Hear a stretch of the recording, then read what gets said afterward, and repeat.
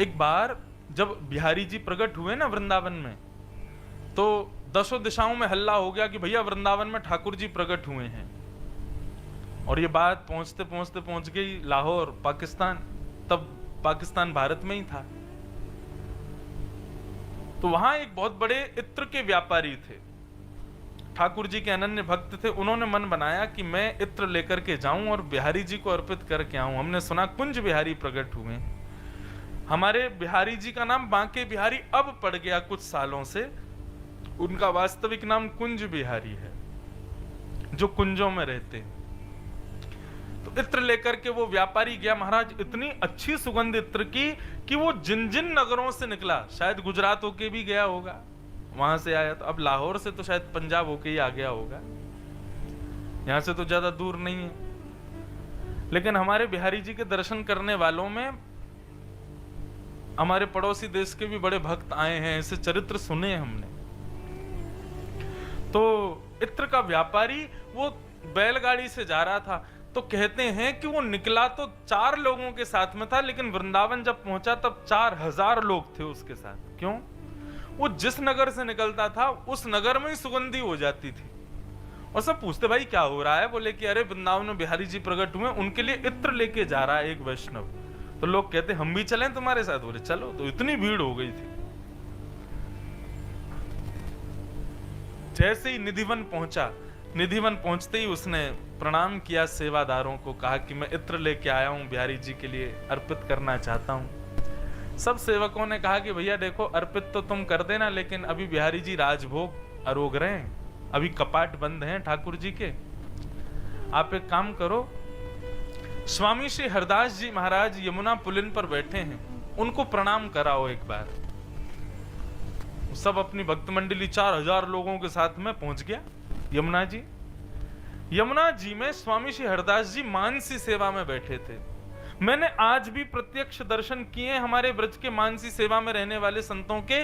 वो जेठ के महीने में कंबल ओढ़ के बैठे होते हैं और भयंकर शीत काल में उनको पसीने आ रहे होते हैं, क्योंकि मानसी में ऐसा कुछ भाव होता है कि कहो तो शीतकाल है और मानसी में उनको दर्शन हो रहा है कि ठाकुर जी जो है हिंडोला झूल रहे हैं, गर्मी का महीना है, तो उनके तन की स्थिति वही हो जाती है। आज भी ऐसा दर्शन होता है। तो स्वामी श्री हरदास जी और मानसी में बैठे थे। मानसी में बैठे बाहर को तो ऐसा दिखता है ध्यान लगा रहे हैं, लेकिन कभी वो मुस्कुराने लगते हैं, कभी नेत्रों से आंसू गिरने लगते हैं, कभी हिलने लगते हैं, कभी कुछ करते हैं। ऐसी मानसिक सेवा होती, मतलब जागृत अवस्था में स्वप्न, लेकिन वो स्वप्न नहीं है, वो वास्तविक है। वो तन वहां है, बाकी अपनी मन बुद्धि अहंकार चित्त से सबसे वो वहां से जा चुके हैं। अब वो इत्र लेकर के गया था वैष्णव। अब कई लोगों को क्या होता है, कुछ विशेष वस्तु भगवान को अर्पित करते हैं, उनको लगता है सबको पता चले कि मैंने दिया है।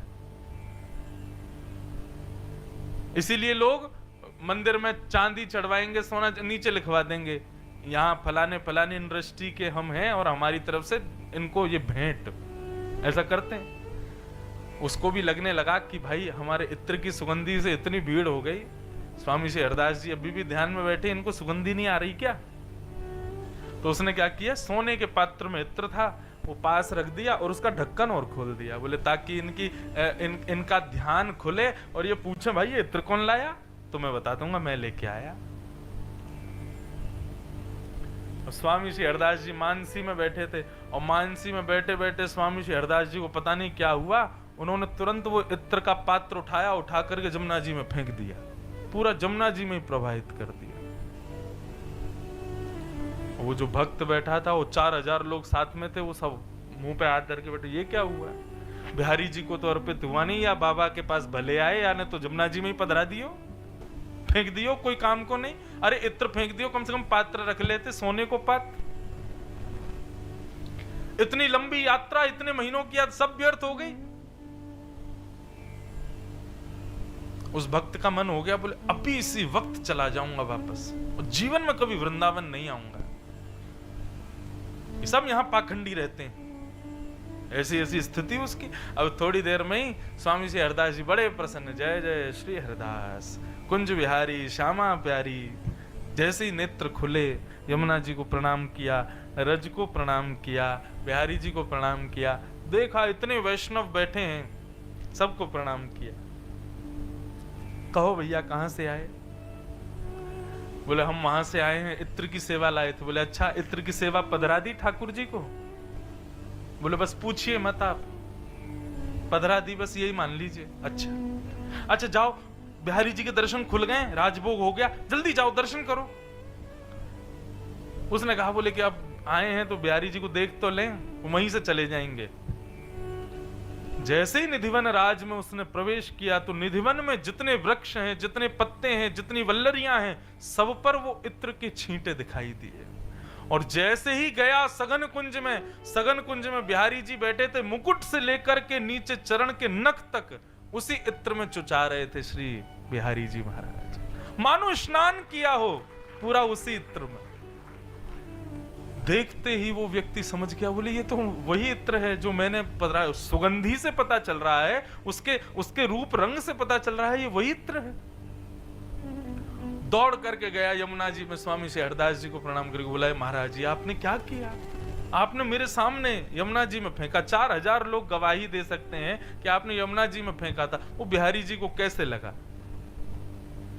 स्वामी श्री हरदास जी बोले देख लाला, अपनी मानसी को भाव कोई को बताना नहीं चाहिए, लेकिन तू पूछ रहा हो तो बता। मैं आज हमारी मानसी में किशोरी जी को भाव है भैया होरी खेलेंगे, और एक तरफ श्यामाजू दूसरी तरफ श्याम सुंदर, दोनों होरी खेल रहे। अब हम तो श्यामाजू की सहचरी हैं, हम श्यामाजू के पक्ष में तो खेल रहे, लेकिन लाला इतना ऊधमी है, ना जाने कहां ते ऐसा चटक रंग लेके आयो, चटक मतलब इतना गाढ़ा रंग लेके आयो, और वह चटक रंग ते हमारी श्यामाजू पूरी रंग दई।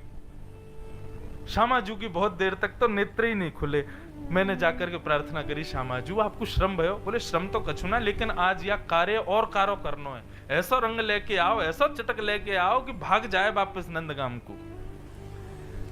मोकू आज्ञा भाई, मैं धूड़वे के काजे जैसे ही निकसो, तभी तेरे द्वारा प्रदत्त वो इत्र मेरे हाथ पड़ गयो। मैंने जाकर के तुरंत किशोरी जी को दियो, सामने से ठाकुर जी पिचकारी लेकर के आ रहे, इतने में ही मैंने वो इत्र को पात्र दिया, और किशोरी जी ने वही इत्र बिहारी जी पर छिड़काए दियो, वही इत्र श्री बिहारी जी में पहुंच गया।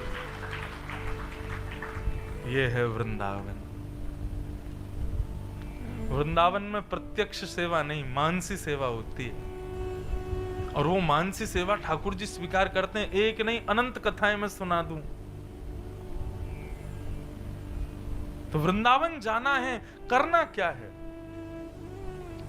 बैठे रहूं कुलजन के कोने, किसी एक कोने में बैठ जाना, श्याम राधिका गाऊं।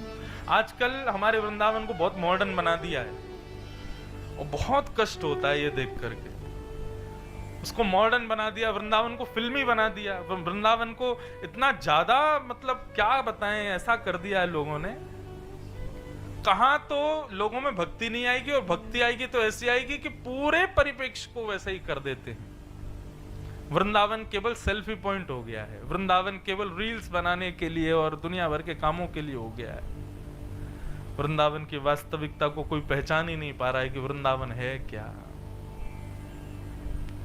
ऐसे जैसे कच्छ में कथा हुई ना 4 दिन की, ऐसी कम से कम हर शहर में हो, तब वृंदावन को जा जाके बताया जाए लोगों को कि भैया वो ऐसा स्थान नहीं है। ठीक है, कुछ ऐसे लोग भी होने चाहिए जो बाहर से बाहर ही लौट जाया करें, जो बाहर से ही वृंदावन को देखा करें, लेकिन वृंदावन वास्तव में उसके लिए नहीं है जिसके लिए आज लोग जा रहे हैं।